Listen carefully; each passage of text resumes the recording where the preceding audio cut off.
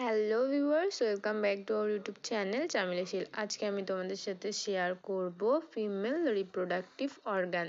Competitive এক্সামের জন্য কি করে তোমরা ফিমেল রিপ্রোডাক্টিভ অর্গান মনে রাখবে সেটাই আমি তোমাদের সাথে আজকে শেয়ার করব। ফার্স্ট দেখো, এই ফিমেল রিপ্রোডাক্টিভ অর্গানটি তিনটে জিনিস দিয়ে তৈরি।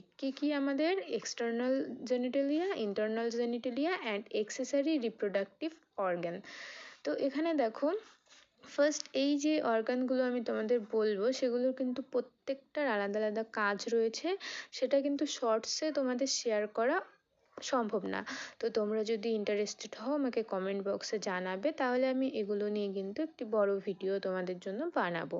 তো এই যে এক্সটার্নাল জেনিটেলিয়া, এটা কি দিয়ে তৈরি? এখানে দেখো, মন্স পিউবিক্স, লিবিয়া মেজোরা যেটাকে গেটার লিপস বলে, লিবিয়া মাইনোরা যেটাকে লেজার লিপস বলে, ক্লিটোরিস অ্যান্ড ভেস্টিবুল